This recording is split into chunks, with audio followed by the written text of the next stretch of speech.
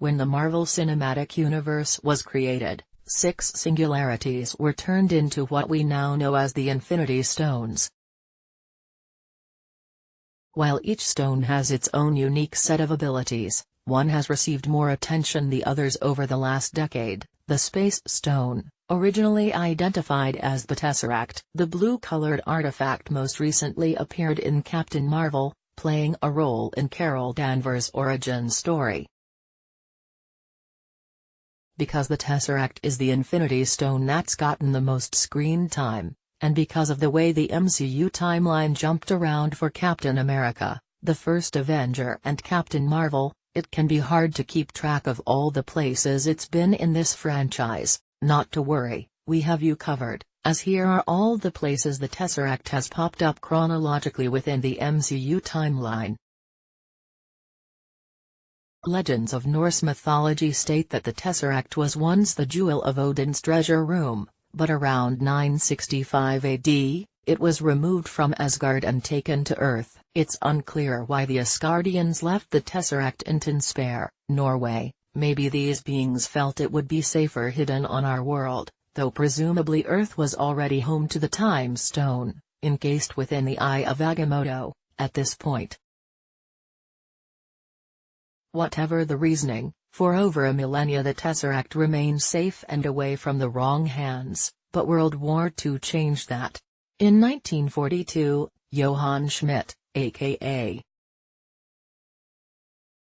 the Red Skull, arrived in Tønsberg to procure the Tesseract from an ancient church. While he initially thought it was located inside the coffin of a long-dead warrior, he soon realized this was a fake and found the real Tesseract hidden in a nearby wall.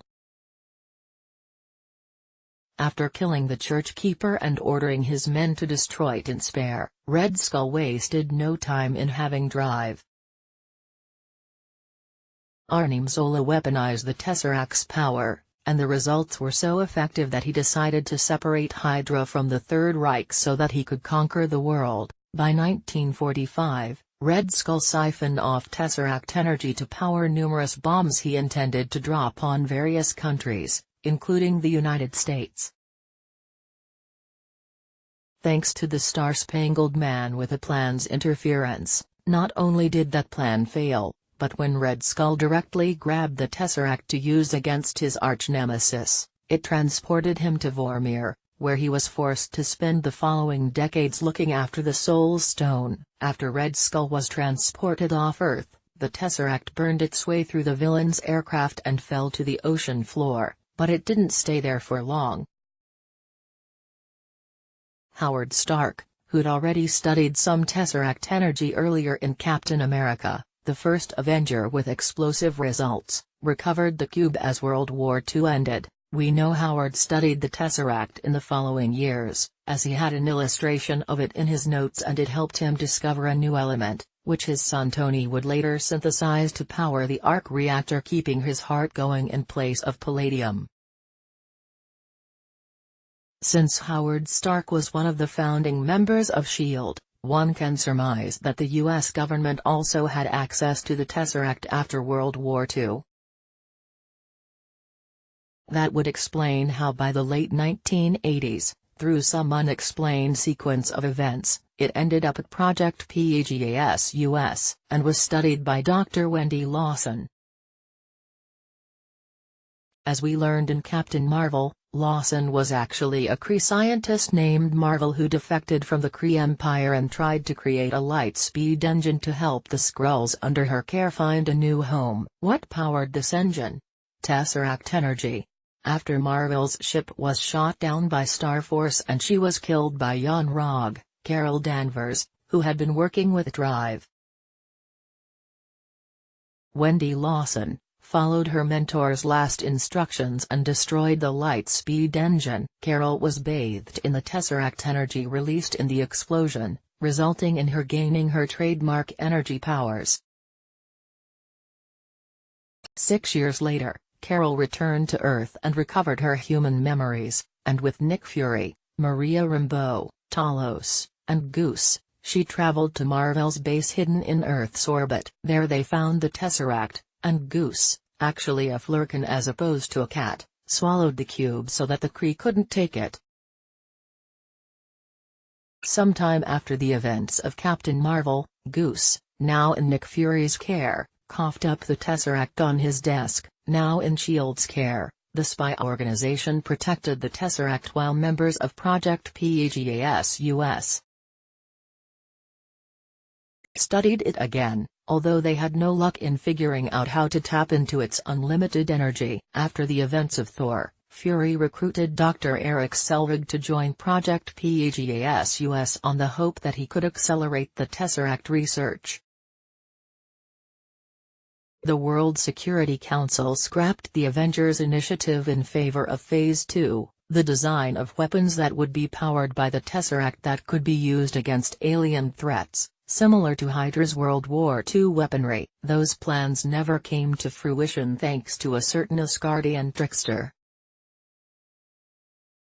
Having struck an agreement with Thanos following his defeat at Thor's hands and banishment from Asgard, Loki came to Earth armed with a special scepter, revealed in Avengers: Age of Ultron, to contain the Mind Stone. In exchange for a Chitauri army with which he could conquer Earth, Loki was supposed to deliver the Tesseract to Thanos.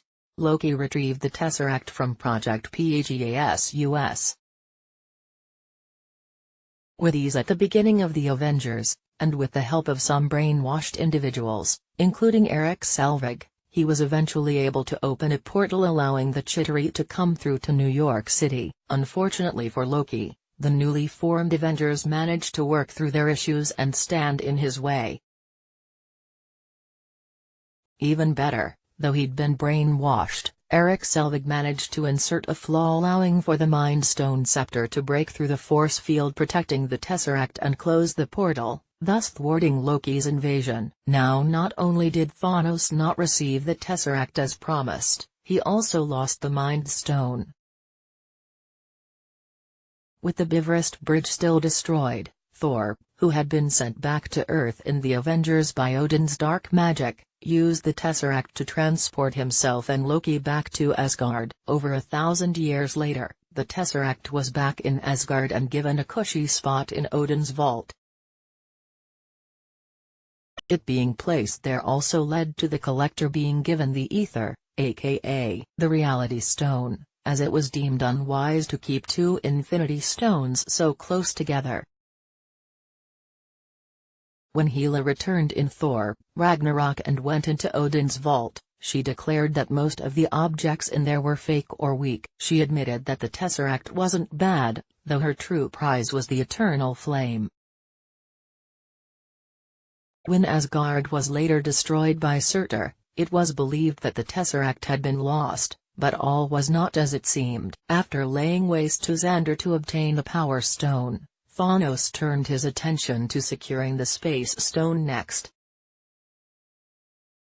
Detecting it was aboard the Statesman, the ship carrying Thor, Loki, Valkyrie, Hulk, Korg, Miek and the Asgardian survivors, it didn't take long for Thanos and his forces to slaughter half of those survivors in the beginning of Avengers: Infinity War. The Mad Titan then arrived on the scene and started torturing Thor to get Loki to give up the Tesseract.